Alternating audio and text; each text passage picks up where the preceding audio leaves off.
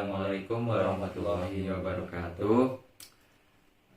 Kami di sini akan sedikit menceritakan tentang Isra Mi'raj Nabi Muhammad Sallallahu Alaihi Wasallam. Nama saya Muhammad Iksan Itiyam, saya selaku host dan saya Gilang Rizky Manta selaku narasumber. Baik, langsung saja waktu cerita ini akan dibawakan oleh narasumber kita. Terima kasih. Assalamualaikum warahmatullahi wabarakatuh. Waalaikumsalam warahmatullahi wabarakatuh. Isra Mi'raj Nabi Muhammad Sallallahu Alaihi Wasallam itu terjadi pada tahun ke-10 masa kenabian. Di tahun tersebut Nabi mengalami namanya tahun kesedihan, Al-Amul Huzni.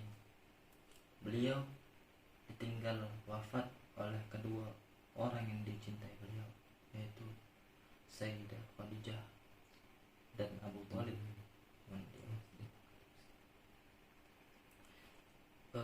Beliau memiliki pelindung dua orang tersebut. Pelindung sebagai pelindung di luar di saat Nabi Muhammad melakukan dakwah agar tidak mendapatkan cacian dan makian langsung. Dan di rumah Sayyidah Khadijah berperan sebagai penenang di saat kondisi Nabi Muhammad itu mengalami tekanan-tekanan dari banyak celah-celahan di luar. Namun di tahun itu Nabi Muhammad telah kehilangan dua sosok yang berperan penting pada dakwahnya beliau. Dan beliau itu mencoba untuk menenangkan diri dan mencoba untuk berdakwah tanpa mereka berdua. Saat Nabi itu berdakwah keluar, beliau langsung mendapatkan cacian makian, celah-celahan dari orang luar. Tanpa adanya Abu Thalib itu tidak ada pelindung sama sekali, langsung diterima oleh Nabi. Di saat banyaknya tekanan, Nabi Muhammad pulang ke rumah, tidak ada yang menenangkan lagi. Setelah itu Nabi Muhammad berpikir bahwa jikalau Nabi pergi ke Taif, di sana kan banyak keluarganya beliau, sepupu-sepupu, banyak lagi pelindung-pelindung beliau di sana. Beliau dengan harapan menemukan pelindung di Taif agar dakwah beliau tidak terganggu. Beliau mengajak Zaid bin Harithah menuju Taif. Namun bukan yang mendapatkan perlindungan, bukan yang mendapatkan sambutan yang hangat. Beliau malah dilempari batu, beliau malah dicaci, lebih dari cacian. Beliau dilempari batu, disakiti. Di sana beliau sampai berdarah kepala beliau, sampai sakit kaki beliau, sampai cedera parah. Lalu Zaid bin Harithah melindungi beliau. Mundur pulang lagi karena beliau tidak menemukan. Beliau sungguh merasa kecewa, berat di hati beliau. Bukannya mendapatkan perlindungan, malah mendapatkan malah lebih dari cacian, makian, kekerasan. Bisa dibilang kaum Sakif itu masih ada hubungan kepada Nabi, namun mereka tidak memperdulikan itu. Dan cerita tersebut pasti sudah diceritakan oleh teman kita. Lanjut lagi pada Nabi pulang langsung ke Makkah bersama dengan Zaid bin Harithah. Pulangnya Nabi ke Makkah, Nabi itu bermalam di rumahnya bibi beliau, Sayyidah Maimunah. Beliau karena sering melakukan sholat malam di sepertiga malam, beliau terbangun dan melakukan sholat malam. Namun beliau diberi undangan kepada Allah, diberi undangan oleh Allah untuk Isra dan Mi'raj. Nabi Muhammad dijemput oleh malaikat Jibril alaihissalam dengan sebuah kendaraan berupa buruk. Beliau diisrakan menuju Baitul Maqdis di Palestina. Saat Nabi yang sampai di Baitul Maqdis, Nabi melakukan sholat 2 rakaat. Banyak yang mengatakan, meriwayatkan Nabi sholat ada yang bilang dengan para malaikat, ada yang dengan para nabi-nabi. Itu wallahu alam. Namun setelah itu Nabi dibawa oleh malaikat Jibril menuju langit. Bentar dipotong. Nah itu kan Isra Mi'raj kan ada perjalanan dia dan mentugaskan Nabi untuk sholat kan. Nah itu sebelumnya tuh Nabi sholat di Baitul Maqdis dan di rumah tuh sholat apa itu kan belum tugas sholat. Ya. Sebelumnya memang sudah ada sholat, tapi itu sholat dari riwayatnya Nabi Ibrahim. Nah itu sudah ada ajaran dari Nabi Ibrahim itu melakukan sholat yang di Nabi Ibrahim itu ada sholat 2 waktu. Ada yang meriwayatkan di salat Isya dan sholat seperti malam atau sholat subuh. Gitu. Nah lanjut, Nabi diberangkatkan ke Mi'raj kan, ke langit pertama. Di langit pertama beliau itu bertemu dengan bapaknya para manusia. Itu Nabi Adam alaihissalam. Setelah salam Nabi Muhammad dibawa lagi oleh Jibril ke langit kedua, bertemu dengan Isa dan Yunus alaihissalam. Setelah salam Nabi Muhammad dan Jibril itu berangkat ke langit ketiga. Saat di langit ketiga beliau bertemu dengan Nabi Yusuf alaihissalam. Setelah salam lagi Nabi Muhammad naik ke langit keempat. Di situ beliau bertemu dengan Nabi Idris alaihissalam. Setelah itu di langit ke-5 beliau bertemu dengan Nabi Harun alaihissalam. Di langit ke-6 Nabi Muhammad bertemu dengan Nabi Musa alaihissalam. Setelah itu Nabi Muhammad berangkat naik ke langit ke-7. Di situ beliau bertemu dengan Nabi Ibrahim yang sedang memeluk pintu menuju Sidratul Muntaha, pintu yang begitu agung. Di situ beliau nangis, Nabi Ibrahim nangis. Setelah salam dengan Nabi Ibrahim, Nabi Muhammad hendak membawa Jibril menuju Sidratul Muntaha, namun Jibril menolak tersebut. Jibril berkata, "Wahai Nabi, tidaklah sanggup aku melihat langsung Allah, akan terbakarlah aku, maka aku akan menunggu ke sini." Nah, Nabi Muhammad berangkat sendiri ke Sidratul Muntaha. Sesampainya Nabi Muhammad itu di sana, beliau itu melakukan tahiyat. Dan Allah Subhanahu wa taala memberi salam kepada Nabi. Assalamualaikum ya Nabi.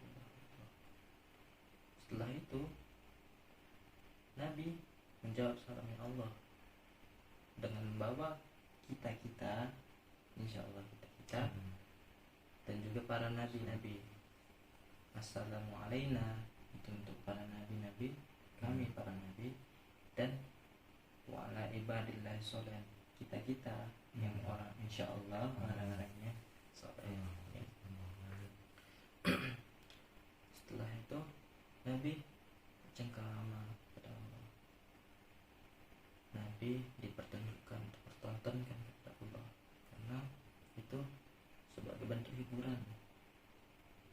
Allah menunjukkan kepada Nabi orang-orang yang baik, orang-orang yang sabar dalam menghadapi segala ujian dan cobaan, itu akan diberikan di surganya Allah dengan berbagai bentuk surga tersebut, keindahan-keindahan tersebut.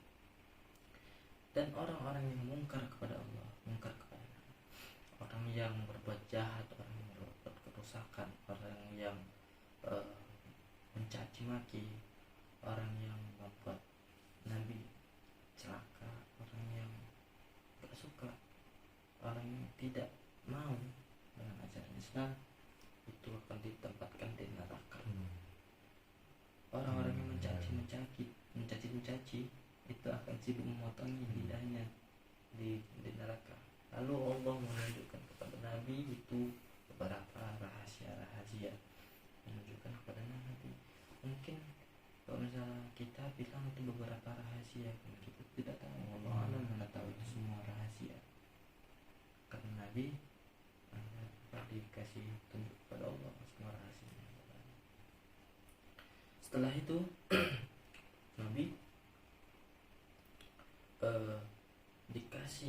diberi hadiah sebuah perintah sholat itu 5 waktu, 50 waktu.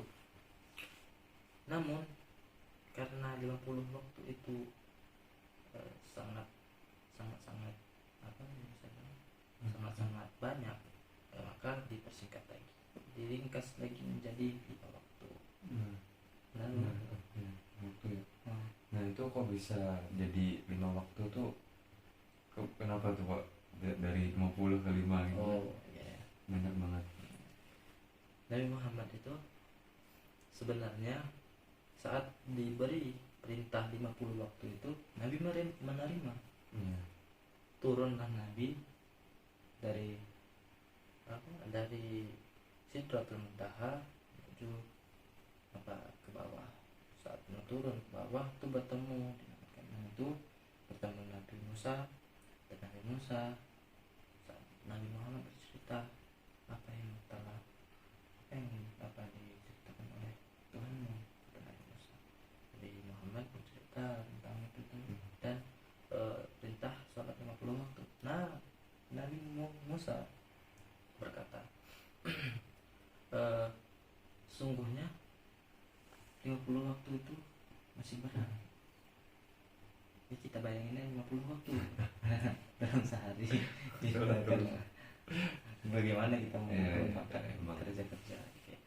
Dan setelah itu ya Nabi Muhammad naik lagi ke atas menuju Sidratul Muntaha.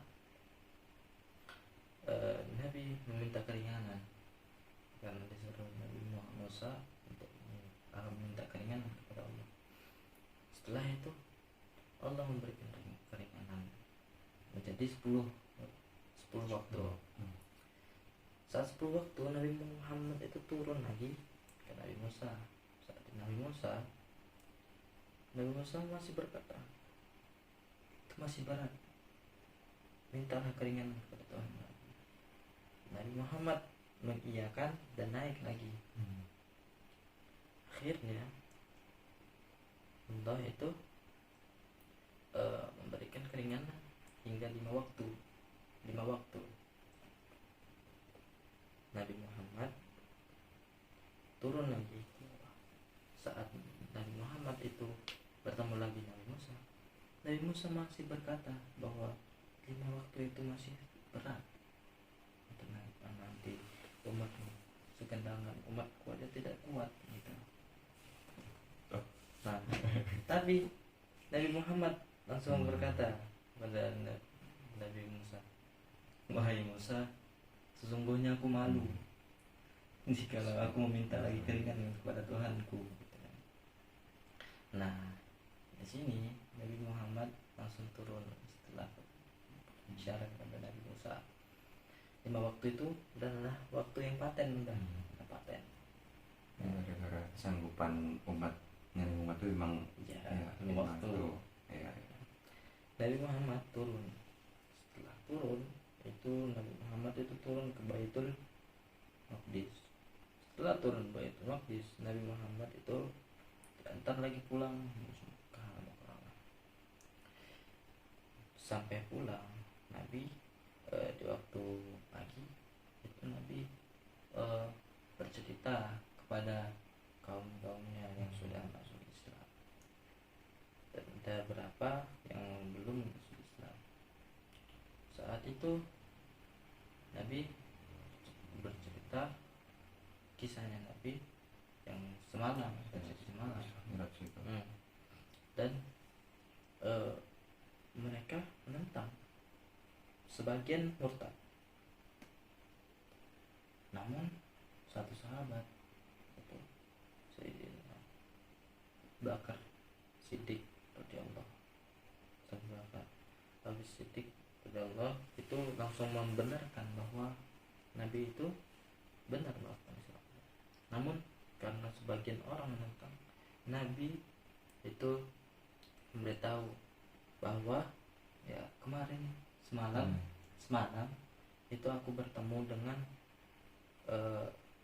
para musafir yang akan menuju Makkah.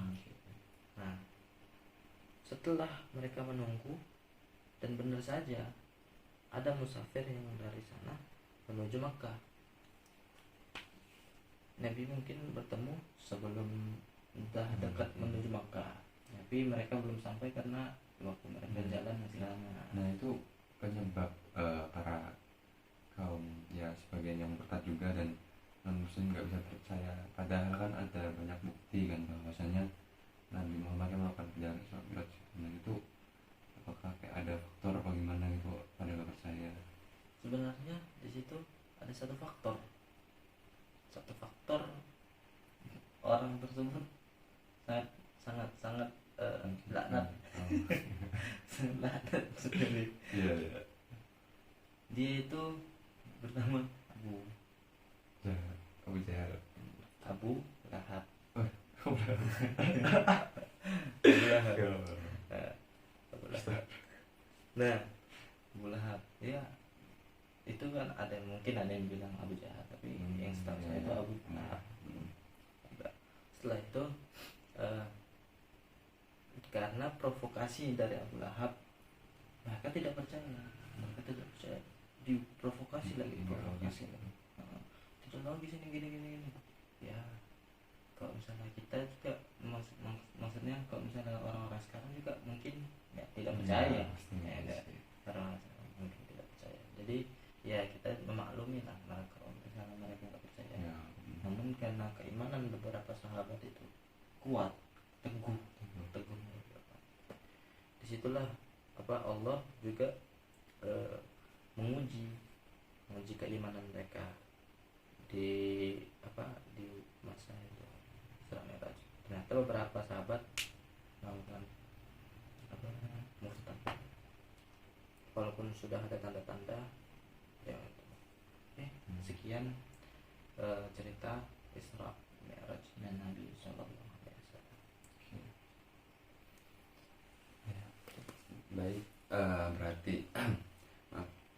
Baik, berarti saya selaku host semoga cerita ini bisa bermanfaat dan bisa menjadikan kita sebagai umatnya Nabi Muhammad SAW. Kurang lebihnya mohon maaf bila ada tutur kata yang salah, mohon dimaafkan. Cukup sekian untuk kali ini. Assalamualaikum warahmatullahi wabarakatuh.